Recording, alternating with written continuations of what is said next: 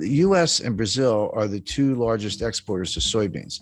China is the world's largest importer of soybeans. Mhm. China was buying all their soybeans from the United States just as a way to kind of make it up a little bit. Like, well, we got to buy the soybeans anyway. Why not buy them from the US to keep the US-China trade deficit under control so it doesn't become too politically toxic? Well, as soon as Trump threw on the tariffs, China retaliated by moving their soybean orders to Brazil, stop buying U.S. soybeans. Well, that's not a phone call. I mean, you're talking about vessels, port facilities, agriculture, trucks. How do you get the soybeans to the ports? How many do you grow? Where's the fertilizer coming from? Et cetera, et cetera.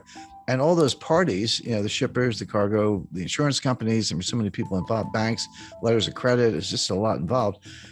They don't like short-term relationships. They say, okay, I'll do it. I want a 5-year contract. And China said, okay. So they reconfigured all those transportation lanes to get the soybeans from Brazil. All of a sudden, you're a U.S. soybean grower. You say, well, what do? Well, we started selling them to the Netherlands because the Netherlands needs soybeans too. So now instead of shipping them from like Port of LA to Ningbo and near Shanghai, we're shipping them from Port of Houston to, I don't know, France, or Marseille or someplace, or Rotterdam. So the point being, you completely scrambled all these supply chain relationships. I talked to the guy who, look, this is a worldwide endeavor, but he was probably the single most responsible individual for all the significant developments in the supply chain in the last 30 years. And he said to me, Jim, you have to understand, it took us 30 years to build it. We blew it up in 3 years. It's not going to come back overnight. It's going to take 10 years or more to rebuild it. And what I talk about in the book is supply chain 1.0, which is 1989 to 2019, and then supply chain 2.0, which kind of starts now, but is going to go indefinitely because it's going to take a long time to put this together. It's it's like dropping a vase and it breaks in 1,000 pieces. You can't put it back together. You got to go buy a new vase.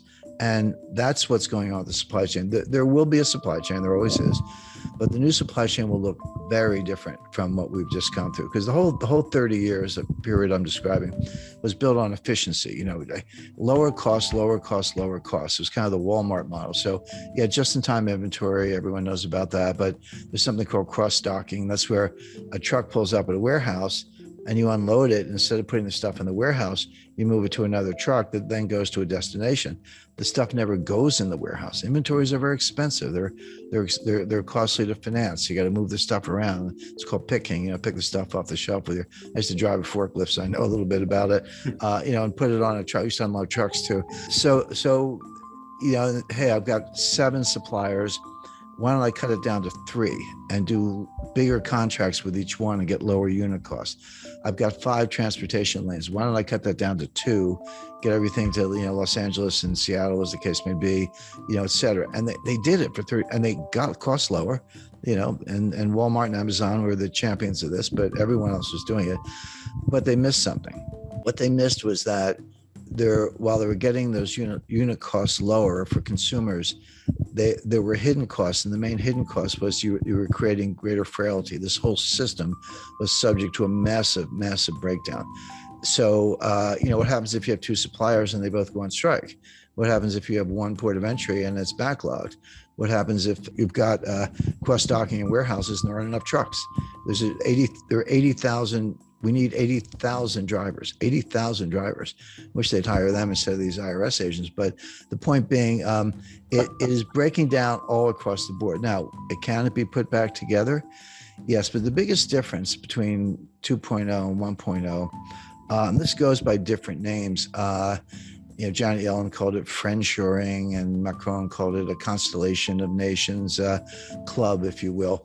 So you'll still have trading partners, you'll still have outsourcing, you'll still have transportation lanes, but it'll be members only. It'll be basically democratic, kind of liberal republics, Western Europe, the EU, of course, US, Canada, Australia, New Zealand, Japan, India, I would expect to be included, friendly nations, but China's out. We're decoupling from them.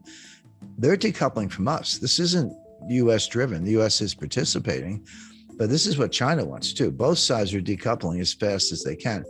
China can develop its own network, maybe Central Asian republics, some Southeast Asian suppliers and so forth, but they're going to lose customers. Well, most of their customers actually in the United States. We won't buy their stuff and we won't sell them our stuff, particularly high tech stuff. So the world's going to break, and these new clubs are going to be formed, and there will be trade and there will be transportation lanes, but it'll be much more restrictive. Now, will prices be a little higher? Yes, but it'll be more secure. So the way I describe that, if you buy insurance on your house, or I buy insurance on my house, you don't want your house to burn down. You hope it doesn't. But if it does, you don't think your insurance premiums are a waste of money. Like when you write that check, you're like, that's money well spent.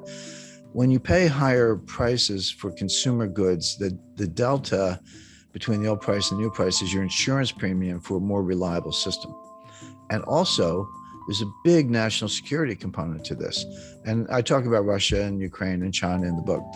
So that's all. So how the supply, what the supply chain breakdown means, chapter 1, chapter 2, what caused it, and we talked about that, and 3, where is it going, what are the constraints, and we talked about that. But then my editor, who's love working with us, she said, well, Jim, got to be a chapter on inflation. I said, of course we do. The supply chain breakdown is causing a lot of the inflation we see, and I'm going to write another chapter on deflation. And everyone's like, wait a second, why are you talking about deflation? That's coming next. People are not ready for it. I know the inflation's here. I buy gasoline. I shop in the grocery store. I get it. It's persistent. It's not transitory. I understand all that. But inflation has 2 major sources. One is the supply side, which is called cost push inflation. So that's energy price shocks, the stuff we're seeing coming out of Ukraine, fertilizer shortages, strategic metal shortages, component suppliers who can't deliver stuff to factories in Germany and they're shutting down, et cetera. The other cause is from the demand side, and that's called demand pull inflation. Basically, it's psychological.